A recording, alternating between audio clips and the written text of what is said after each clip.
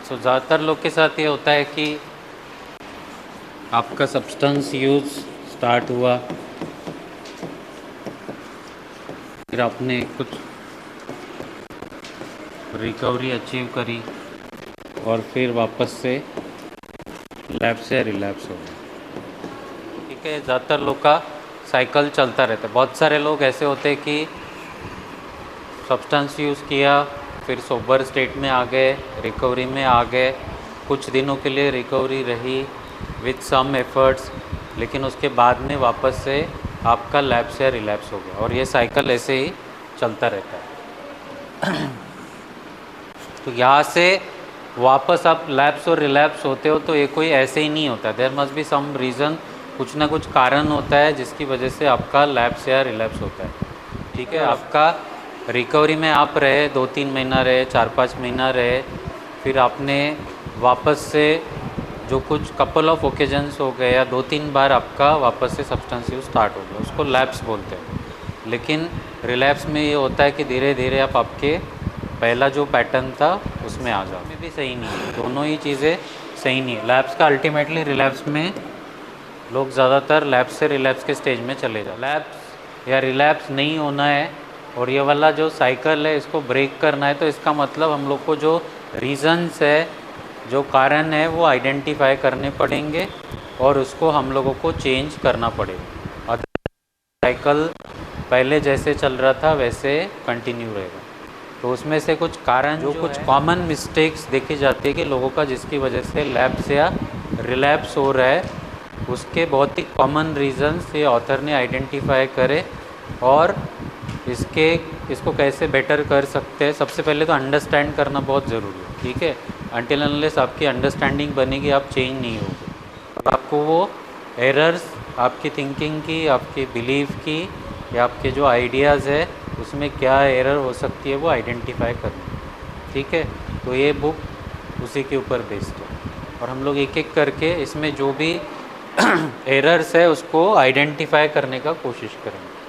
तो कल हम लोगों ने सबसे पहला थिंकिंग एरर या हमारा बिलीफ में जो एरर है वो डिस्कस करना स्टार्ट करा था। वो addicted to only one substance. अगर हम लोग ऐसा सोचते हैं तो हम लोगों को क्या प्रॉब्लम हो सकती है, इसकी वजह से क्रॉस एडिक्शन हो सकती है। और अगर हम लोग सिर्फ यही सोच रहे हैं कि हम लोगों को सिर्फ एक ही सब्सटेंस की प्रॉब्लम है, ठीक है, अगर हम लोग ऐसा सोचेंगे तो हमारे डिसीजन मेकिंग में प्रॉब्लम क्या, एक ही सब्सटेंस में प्रॉब्लम है तो हम लोग दूसरा सब्सटेंस को कभी प्रॉब्लम मानेंगे ही नहीं। ठीक है, हम लोग को ये लगेगा कि हम लोग सिर्फ XYZ जो भी आपका सब्सटेंस ऑफ चॉइस है उसी के ऊपर डिपेंडेंस हो सकता है आपका और बाकी किसी के ऊपर डिपेंडेंस नहीं हो सकता।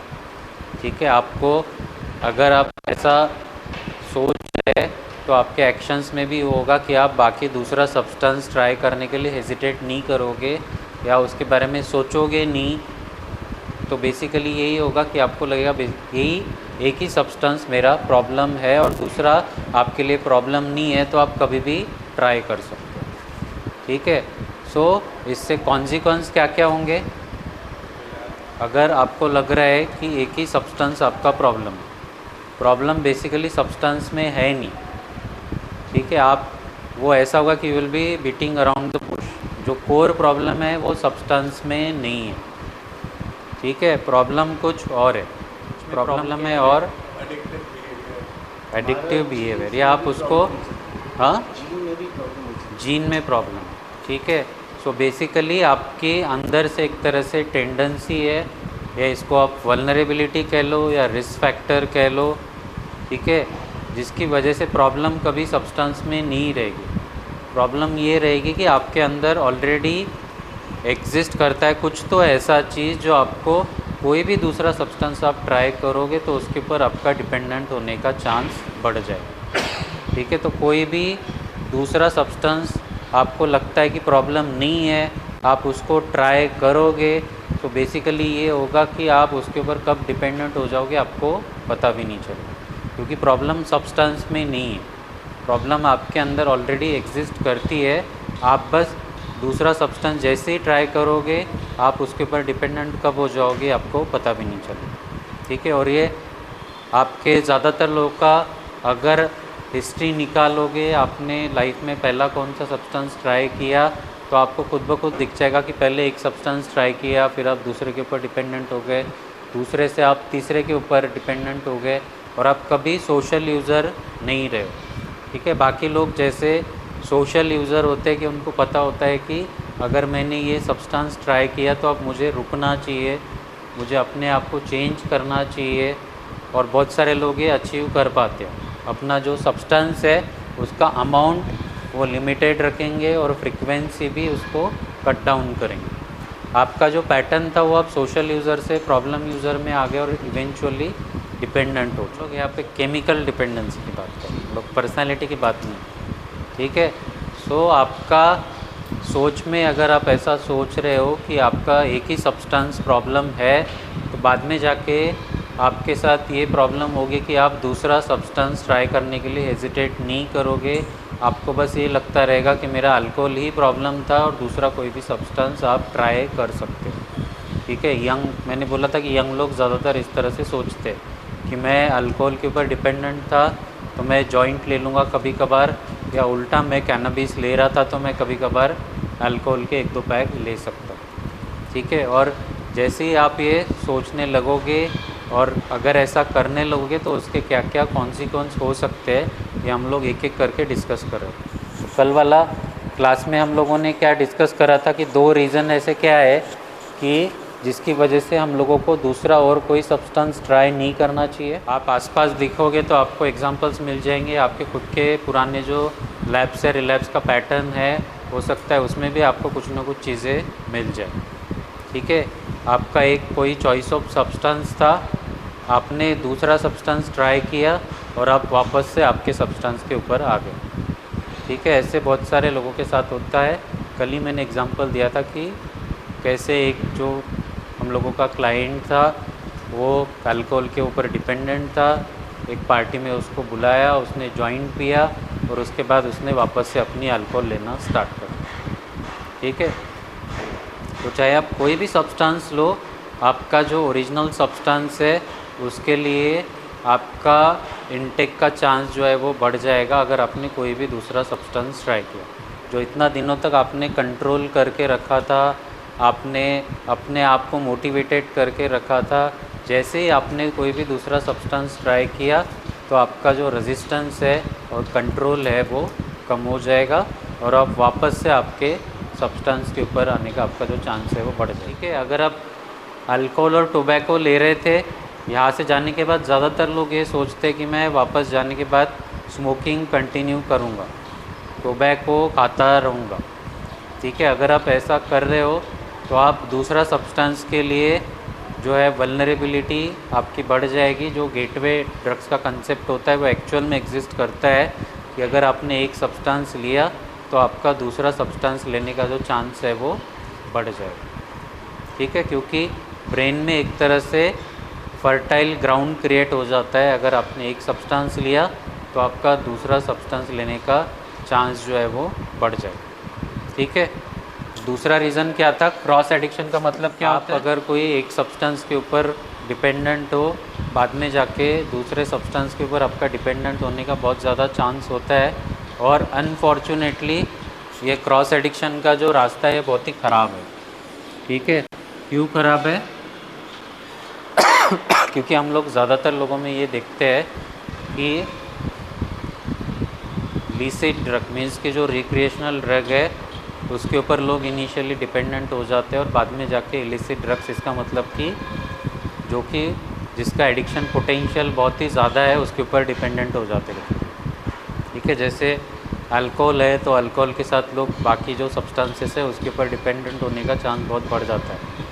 अल्कोहल जो एडिक्टिव नेचर है अल्कोहल का वो है बहुत ज़्यादा, लेकिन उससे भी ज़्यादा बहुत सारे ऐसे केमिकल है जिसका डिपेंडेंसी पोटेंशियल बहुत ही ज़्यादा है।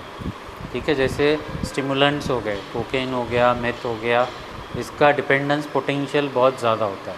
अगर आप एक चीज़ से दूसरे चीज़ के ऊपर जंप कर रहे हो तो बाकी जो सब्सटेंसेस आते हैं लाइफ में उससे आपको पीछा छुड़ाना बहुत मुश्किल हो जाता है। ठीक है, तो आपको कोई दूसरा सब्सटेंस नहीं ट्राई करना चाहिए। अगर आपने सोबराइटी अचीव कर ली, ठीक है, और दूसरा सब्सटेंस अगर आप सोचोगे कि आप ट्राई करोगे तो जो भी दूसरा सब्सटेंस रहेगा हो सकता है कि वो आपके पहले सब्सटेंस से भी ज़्यादा डेंजरस है। ठीक है, तो आपको कभी ये नहीं सोचना है कि आपको कोई दूसरा सब्सटेंस ट्राई करना है। आपने एक से तो पीछा छुड़ा लिया, लेकिन दूसरा जो सब्सटेंस आएगा लाइफ में वो हो सकता है कि बहुत ही ज़्यादा डेंजरस हो आपके लिए।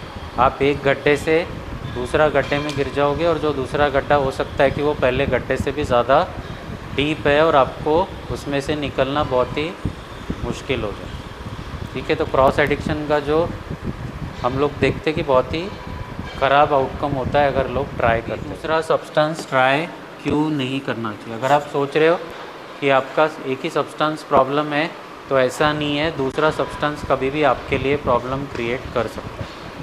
ठीक है, और अगर आपने रिकवरी अचीव करी है, सोबराइटी अचीव करी है, तो आपको कभी ये नहीं सोचना है कि आप दूसरा कोई भी सब्सटेंस ट्राई कर सकते हो। उसके पीछे लॉजिक और रीज़न्स आपको, पहला लॉजिक तो ये है कि आपका रेजिस्टेंस कम हो जाएगा। दूसरा, आपको क्रॉस एडिक्शन होने का बहुत ज़्यादा चांस है। तीसरा रीज़न कि डिनाइल की वजह से आपको एंजाइटी नहीं हो रही है और आपको डिस्कम्फर्ट नहीं हो रहा। ठीक है, ये एक फ़ायदा है। नुकसान क्या क्या होगा डिनाइल में रहने का? ओके, रिलैप्स तो बात की बात है, एडिक्शन बढ़ जाएगा। डिपेंडेंसी बढ़ जाएगी। ठीक है, डिपेंडेंसी बढ़ जाएगी। आपको ये, अगर खुद की प्रॉब्लम ही नहीं पता है तो आप उसके लिए हेल्प ही नहीं मांगो। ठीक है, आप जब तक एक्सेप्ट ही नहीं करोगे बात कि आपको प्रॉब्लम है, तब तक जाके आप में हेल्प सीकिंग बिहेवियर भी नहीं आएगा। ठीक है, आप कुछ हाथ पैर मारोगे भी नहीं कि आपको चेंज होना है। ठीक है, तो डिनाइल में रहने का सबसे बड़ा जो नुकसान है कि आपने आपके लिए एक पैरेलल रियलिटी बना के रखी है, एक अल्टरनेटिव रियलिटी बना के रखी है, और जिसमें सिर्फ आप जी रहे हो, बाकी तो सारी दुनिया एक जो एक्चुअल रियलिटी है उसमें जी रहे हैं, लेकिन आपने खुद के लिए एक तरह से शील्ड बना के रखा है, और आप जहाँ पे भी जाते हो शील्ड लेके हर जगह पे पहुँच जाते हो। कोई भी आपको कोई चीज़ बोल रहा है, चाहे वो आपके कोई भी छोटा बच्चा है, बड़ा है, आपको दिख रहा है कि उसको आपकी वजह से प्रॉब्लम हो रही है, लेकिन क्योंकि आपने शील्ड लगा के रखी, एक तरह से बैरियर्स लगा के रखे हैं कि सब कुछ ठीक चल रहा है, लेकिन हर जगह पे प्रॉब्लम चल रही होती है। आपके बच्चों के साथ आपकी प्रॉब्लम है, आपके जो स्पाउस हैं उनके साथ आपकी प्रॉब्लम है, आपके दोस्त लोग, आपके बाहर के लोग, सोसाइटी, हर जगह पे आपके सब्सटेंस यूज़ की वजह से प्रॉब्लम हो रही है। लेकिन आपका एक डिफेंस मैकेनिज़्म है डिनायल कि जो आपको सब कुछ चीज़ों से प्रोटेक्ट करके रख रहा है। ठीक है, वो चाहता ही नहीं है कि आपको सच्चाई पता चले, आपके बारे में जो ट्रुथ है वो पता चले। जिस दिन आपको ये बात पता चली, उस दिन आपको कंफर्टेबल पोजीशन से आप अनकंफर्टेबल पोजीशन में चले जाओ। ठीक है, और बहुत बार ये अनकंफर्टेबल पोजीशन लोगों को अच्छी नहीं लगती, आपके बारे में जो ट्रुथ है वो अच्छा नहीं लगता है।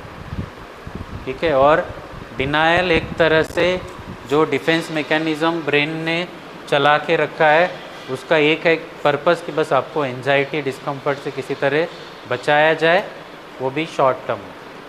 ठीक है, क्योंकि आपको जैसी रियलिटी पता चली आपको अनकंफर्टेबल फील होना स्टार्ट हो गया। ठीक है, सो अगर आप डिनायल में रह रहे हो तो इसका मतलब कि आपको कभी हेल्प सीकिंग आएगी नहीं। आप कभी कोई बात को एक्सेप्ट ही नहीं करोगे कि आपके साथ कुछ प्रॉब्लम है। आपके आसपास की पूरी दुनिया शैटर्ड हो रही है, आपके सारे रिलेशन टूट रहे हैं, आपके बच्चों के ऊपर असर हो रहा है, आपके काम के ऊपर असर हो रहा है, इसके बावजूद भी आपको लगता है कि आपकी लाइफ में सब कुछ सही चल रहा है। ठीक है, और डिनायल आपके ब्रेन का प्रोटेक्टिव मैकेनिज़्म है, लेकिन इसके साथ साथ आपका जो डिसीज़ या डिसऑर्डर है ये भी अपने आप को बचाने की पूरी कोशिश करेगा। ठीक है, वो चाहेगा कि मैं किसी तरह से बचा लूँ। जैसे आपके बॉडी में कोई वायरस घुसता है, बैक्टीरिया घुसता है, तो आपकी बॉडी उसको अटैक कर देती है। ठीक है, वो कोशिश करती है आपकी बॉडी की किसी तरह से वायरस बैक्टीरिया मार भगाया जाए। ठीक है, लेकिन कुछ कुछ बैक्टीरियाज वायरसेस इतने स्मार्ट होते हैं कि आपकी इम्यूनिटी को वो सरपास कर देते हैं। ठीक है, और आपको इन्फेक्शन हो जाता है अल्टीमेट। ठीक है, जैसे आजकल डेंगू मलेरिया का सीज़न चल रहा है, आप देखोगे कि हम लोग जो पहले डिसइंफेक्टेंट यूज़ करते थे वो आजकल मॉस्किटोज़ के ऊपर असर भी नहीं कर रहे, क्योंकि मॉस्किटोज़ ने अपने लिए एक तरह से प्रोटेक्शन बना लिए, उनके अंदर जीन्स डेवलप हो चुके हैं। वैसे ये जो डिसीज़ है ये भी बहुत स्मार्ट है। ठीक है, और आपको आउटस्मार्ट कर देगा। तो डिनायल एक तरह से आपके डिसीज़ का सर्वाइवल मैकेनिज़्म है कि आपको डिनायल में रखेगा और खुद जो है ज़िंदा रहेगा। ठीक है, आपके अंदर एक कोई भी डिसीज़ या डिसऑर्डर अगर है तो वो अपने आप को बचाने की पूरी कोशिश करेगा, और जो डिनायल है हो सकता है एक उसी का पार्ट है। और जितना आपका डिनायल स्ट्रांग होगा उतना ज़्यादा आपका डिसीज़ जो है वो सीवियर होता है। जो लोगों का जितना एक्सेप्टेंस होएगा उतना आपका जो डिसीज़ है वो वीक हो चुका है और कमज़ोर हो चुका है, अगर आप डिनायल से बाहर आ चुके हैं। ठीक है, तो डिनायल एक तरह से डिफेंस मैकेनिज़्म है कि आपको रियलिटी ना पता चले, क्योंकि आपको रियलिटी पता चल जाएगी तो आप में एक्सेप्टेंस आएगा। आप में एक्सेप्टेंस आएगा तो आप जाके लोगों से मदद मांगोगे कि मेरे को ठीक करो। ठीक है, और इसी वजह से डिनायल जो है अपने आप को डिसीज़ एक तरह से बचाने की कोशिश कर रहा है कि मैं इसके अंदर एग्जिस्ट करूँ। ठीक है, तब आपको सोचना है कि क्या चूज़ करना। डिनायल का मतलब ये होता है कि आपकी जो रियलिटी है वो एक्सेप्ट नहीं करोगे और अपने आप को बाकी सारा जो भी ट्रूथ है उससे बचाने का पूरा कोशिश करो। ठीक है, और जब आप सब्सटेंस यूज़ कर रहे होते हो तो आप एक तरह से ब्रेन आपका डिफेंस मैकेनिज़्म क्रिएट करता है कि आप डिनायल में जीते रहो, चाहे आप कोई भी सब्सटेंस यूज़ करें, आपके चॉइस ऑफ सब्सटेंस या दूसरा कोई भी सब्सटेंस। ठीक है, जैसे कैनबिस अगर आप ले रहे थे तो आपको लगेगा कि एक पैक लेने से क्या होता है, क्या ही फ़र्क पड़ता है। ठीक है, या आप अल्कोहल ले रहे थे तो एक जॉइंट लेने से क्या ही फ़र्क पड़ता है, इससे मुझे क्या नुकसान है। ठीक है, अगर आप ऐसा सोच रहे हो तो इसका मतलब एक तरह से, और बाद में भी जाके आप वो यूज़ करोगे तो आप डिनायल में जी रहे हो कि आपको यही लगता रहेगा कि दूसरा कोई भी सब्सटेंस प्रॉब्लम नहीं है, और इनफैक्ट आपकी जो प्रॉब्लम भी थी वो प्रॉब्लम नहीं थी। ठीक है, बहुत सारे लोग पीते हैं, मैं भी पी रहा था, उसमें क्या ही फ़र्क पड़ता है। ठीक है, लीवर ख़राब हो रहा था, कोई बात नहीं, अपने आप धीरे धीरे मैं खाना पीना खाऊंगा तो ठीक हो जाएगा। ठीक है, वाइफ अभी के लिए बुरा मान रही है, कुछ दिनों के बाद इसका मूड अपने आप ठीक हो जाएगा। ठीक है, बच्चे क्या है, बच्चे अपना देख लेंगे, स्कूल में जाएंगे, पढ़ाई करेंगे, अपनी लाइफ बनाएंगे। ठीक है, ऐसे बहुत सारी चीज़ें आपने आपके दिमाग में सोच ली है, और जो रियलिटी है उसके पैरेलल रियलिटी आपने बना ली है, और आप रियलिटी और ट्रूथ को एक्सेप्ट ही नहीं करना चाहते। ठीक है, तो डिनायल एक तरह से आपके जो ब्रेन है उसने डिफेंस क्रिएट कर रखा है कि आपको अनकंफर्टेबल पोजीशन में ना डालें, लेकिन इन द लॉन्ग रन आप जितना डिनायल में रहोगे उतना आपको डिले होता जाएगा, लेट होता जाएगा, और आपको बाद में जाके जब आप रॉक बॉटम हिट करोगे हो सकता है तब पता चले कि अब तो लाइफ में कुछ बचा ही नहीं। ठीक है, जैसे आप ए और एन में जाओगे ना, वहाँ पे लोग अपने जब एक्सपीरियंसेस शेयर करते हैं तो आपको उनसे बहुत कुछ सीखने को मिलता है कि इन लोगों ने लाइफ में बहुत कुछ खोया है, उसके बाद इनको जाके होश आए। ठीक है, अगर आपको बाकी लोग के एक्सपीरियंस से पता चल रहा है, इसका मतलब ये है कि आपके साथ भी ऐसा हो सकता है। ठीक है, तो आपको पहले ही रियलाइज़ करना है कि आप डिनायल में तो नहीं जी रहे, आपके साथ प्रॉब्लम है लेकिन आप उसको एक्सेप्ट नहीं कर रहे। ठीक है, तो जब भी आप सब्सटेंस यूज़ कर रहे हो, चाहे कोई भी नशा कर रहे हो, तो आपका ब्रेन डिनायल में चला जाएगा। ठीक है, सबसे पहला डिफेंस मैकेनिज्म। बाकी जो दो मैकेनिज्म्स यूज़ कर रहे होते हैं पहला आपका डिनायल किकिंग हो जाता है, दूसरा आपकी जो लर्निंग है उसके साथ प्रॉब्लम्स क्रिएट हो जाती है। ठीक है, आपकी जो प्रॉब्लम सॉल्विंग स्किल्स है, एब्स्ट्रैक्ट थिंकिंग है और स्टेट डिपेंडेंट लर्निंग है, ये कह रहा है कि ख़राब हो जाती है। एब्स्ट्रैक्ट थिंकिंग का मतलब क्या होता है? ठीक है, it's basically structure, function and idea. ठीक है, 3 लेवल पे चीज़ें चलती है। एक होता है कि सिंपल स्ट्रक्चर है, ठीक है, दूसरा है कि फंक्शन है, और तीसरा उसके ऊपर कि आइडिया क्या है। जैसे फॉर एग्ज़ाम्पल आपकी जो कार होती है उसके स्पेयर्स पार्ट्स होते हैं, ठीक है, वो हो गया उसका स्ट्रक्चर। ठीक है, दूसरा फंक्शन मीन्स कि वो गाड़ी चलती है, और तीसरा कि उसके बनाने के पीछे का मकसद ये था कि आपको वो एक तरह से एक लोकोमोटिव है, या आपको एक तरह से वो क्या कहते हैं कि एक जगह से आपको दूसरी जगह पे पहुंचा रहे, ट्रैवल कह लो। ठीक है, सो बेसिकली एक सिंपल, जिसने भी ये सोच के बनाई होगी उसके पीछे का आइडिया जो था वो ये था कि लोगों को ये लोकोमोशन के लिए या ट्रैवल के लिए काम में आए। ठीक है, सो एक जो मैकेनिकल इंजीनियर था उसने स्पेयर्स पार्ट डिज़ाइन किए और बना दिए। ठीक है, फंक्शन मीन्स कि गाड़ी ऐसे ऐसे चलेगी, स्पीड्स पे चलेगी, और जो आइडिया कंसेप्ट था वो ये था कि आपको ट्रैवल के लिए काम में आएगी या ट्रांसपोर्ट के लिए काम में आएगी। तो जिसने भी बनाई होगी उसके पीछे का आइडिया ट्रांसपोर्ट था। ठीक है, जैसे आजकल ई मार्केटिंग, ठीक है, उसके पीछे का मकसद ये था कि आपके लिए एक पोर्टल रहेगा जहाँ से आप कुछ भी डिलीवरी घर बैठे बैठे ऑर्डर कर सकते हो। फिर लोगों ने ऐप्स बनाए, उसमें पेमेंट का मेथड ऐड कर दिया, सॉफ्टवेयर का उसमें डिज़ाइन था, वो एक तरह से स्ट्रक्चर कह लो उसका। तो हर एक चीज़ के पीछे आइडिया होता है, कंसेप्ट होता है। ठीक है, कंसेप्ट जैसे इसमें मीन्स ऑफ ट्रांसपोर्ट था। ठीक है, तो ऐसे कंसेप्ट जो होते हैं हमारे लिए बहुत इम्पॉर्टेंट होते हैं डे टू डे लाइफ में फंक्शनिंग करने के लिए। कि सिंपल हम लोग सिर्फ स्ट्रक्चर पे नहीं जाते, हम लोग जब लोगों के साथ इंटरेक्शन करते हैं तो हम लोग आइडियाज़ भी एक्सचेंज करते हैं, कंसेप्ट्स भी एक्सचेंज करते हैं। ठीक है, जैसे जो बड़े बड़े बिजनेसमैन हैं, जो सक्सेसफुल बिजनेसमैन हैं, वो लोगों का वो सक्सेस उसी के ऊपर डिपेंड होता है कि वो कितना अच्छे से अपने आइडियाज़ को समझ पा रहे हैं, सोच पा रहे कि आइडिया कितना प्रैक्टिकल है इन द लॉन्ग रन, ये लोगों कितना ये हमारे लिए प्रॉफिट दे सकता है, और ये लॉन्ग टर्म में सर्वाइव करेगा कि नहीं करेगा, सस्टेन करेगा कि नहीं करेगा। जो आगे के बारे में सोच पाता है, विजनरी है, जिसको पता है कि मेरा आइडिया लॉन्ग टर्म में चलेगा, वो लोग ज़्यादा सक्सेसफुल हो पाते हैं।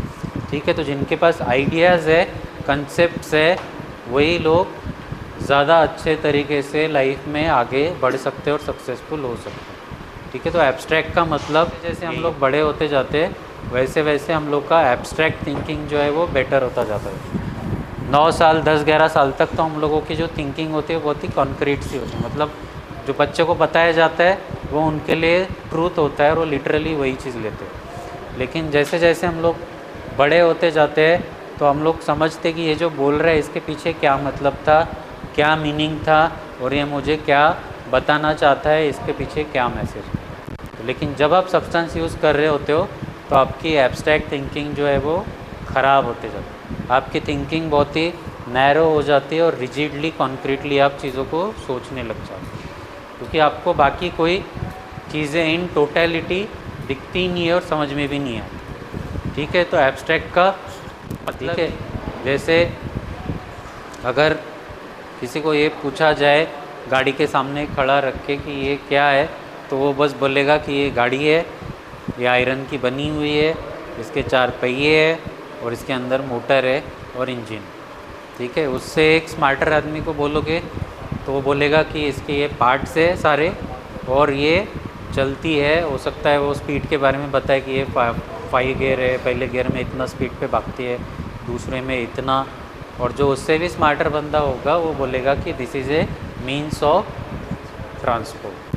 ठीक है, तो आपको आपके आइडियाज़ अगर सही रहेंगे तो ही आप चीज़ें समझ पाओगे। अगर आपकी एब्स्ट्रैक्ट ख़राब हो गई तो आप चीज़ों को बहुत ही कॉन्क्रीट तरीके से सोचने लग जाते और आपको बिगर पिक्चर नहीं दिखाई देती। आप बहुत ही नैरोली सोचने लग जाते हो, जो कि बहुत ही ख़राब होता है आपके प्रोग्रेशन के लिए और आपके चीज़ों को अंडरस्टैंड करने के लिए। ठीक है, तो जब आप सब्सटेंस यूज़ कर रहे हो तो आपकी एब्स्ट्रैक्ट थिंकिंग, प्रॉब्लम सॉल्विंग, ये दोनों ही ख़राब होती है। और ये साइंटिफिकली प्रूवन है, ये ऐसे ही नहीं बोल रहे होते, ये ऑलरेडी आपके जो ब्रेन स्कैन है ये निकालेंगे तो आपका जो फ्रंटल लोब है उसमें मेटाबॉलिज्म कम दिखता है जब आप सब्सटेंस यूज़ कर रहे होते हो वर्सेस आप सोबर स्टेट में। ठीक है, और फ्रंटल लोब भी ये सारे काम कर रहा हो। ठीक है, तो आपकी reasoning, problem solving, abstract thinking ये सारी ख़राब हो रही होती है जब आप सब्सटेंस यूज़ कर रहे हो। तो अगर कोई ये सोच रहा है कि मैं नशा करके मेरी क्रिएटिव थिंकिंग हो जाएगी, जो बहुत सारे लोग सोचते हैं, तो ये गलत बिलीफ है। बहुत सारे लोग ऐसा सोचते हैं कि जो क्रिएटिव इंडस्ट्री में लोग हैं वो नशा कर रहे हैं और इसकी वजह से उनकी क्रिएटिव थिंकिंग बढ़ जाती है, एब्स्ट्रैक्ट थिंकिंग बढ़ जाती है। तो ये एक गलत बिलीफ है। ठीक है, आपको कोई भी ऐसे सोच रहा है तो ये बेसिकली उसको सही तरीके से गाइड करना है कि जब आप सब्सटेंस यूज़ कर रहे हो तो आपकी creative thinking, abstract thinking in fact कम हो जाए। ठीक है, और स्टेट डिपेंडेंट लर्निंग मीन्स कि आपके जो भी लाइफ में एक्सपीरियंसेस होते हैं उससे आप कुछ ना कुछ सीखते हो। लेकिन जब आप सब्सटेंस यूज़ कर रहे होते हो तो आपकी स्टेट डिपेंडेंट लर्निंग भी ख़राब हो जाती है। आपने पी के गाड़ी ठोक दी एक बार, आपको ख़राब एक्सपीरियंस आया, आपके हाथ पैर टूट गए, इसके बावजूद भी आप सीखते नहीं हो उससे। आपको ख़राब एक्सपीरियंस आया, फिर से आप ड्रिंक करके गाड़ी चलाओगे, चाहे आप इस बार आपकी जान ही क्यों ना चली जाए, लेकिन आप पहले एक्सपीरियंस से आपने कुछ सीखा ही नहीं। और ऐसे बहुत सारे लोग होते हैं, हम लोग यहाँ पे देखते हैं कि कुछ कुछ लोगों ने इतना उनके साथ ख़राब एक्सपीरियंस आया है इसके बावजूद भी वो उस चीज़ से सीखे नहीं। ठीक है, इसको बोलते हैं स्टेट डिपेंडेंट लर्निंग। मीन्स कि आपके लाइफ में जो भी एक्सपीरियंस आया उससे आप कुछ ना कुछ कंक्लूजन ड्रॉ करते हो, सीखते हो, और आगे जो भी अगर आप वो सिचुएशन फेस करोगे तो आप उससे सीखोगे। एक जैसे नॉर्मल सेन पर्सन है, अगर उसको पता चल गया कि मेरी लास्ट टाइम गाड़ी पीने के बाद ठुक गई थी, तो नेक्स्ट टाइम पैरेलल अरेंजमेंट करेगा कि यार अब आज रात को पार्टी है, मैं पीऊँगा तो मैं अपनी गाड़ी लेके नहीं जाता हूँ, मैं उबर ओला से चला जाऊँगा। ठीक है, या कोई एक ऐसा दोस्त ढूंढेगा जो सोबर रहता है, वो पीता नहीं है, और उसके साथ जाके वो बोलेगा कि मेरे को छोड़ दे। ठीक है, तो इसको बोलते हैं स्टेट डिपेंडेंट लर्निंग। इसका मतलब आपके लाइफ में जो भी एक्सपीरियंसेस आए थे उससे आप कंक्लूजन ड्रॉ करते हो, सीखते हो, और वो नेक्स्ट चीज़ के ऊपर अप्लाई करते हो। ठीक है, तो ये सारी ही ख़राब हो रही होती है जब आप कोई भी सब्सटेंस यूज़ कर रहे हो। ठीक है, तो इसका मतलब ये हुआ कि आप चाहे कोई भी सब्सटेंस यूज़ कर रहे हो, ये तीनों चीज़ें आपकी गड़बड़ चल रही है। तो आप एक तरह से अपने लिए हर्डल क्रिएट कर रहे हो आपकी लर्निंग प्रोसेस में, आपके जो भी लाइफ में एक्सपीरियंसेस होते हैं उससे सीखने। ठीक है, समझ में आ गया?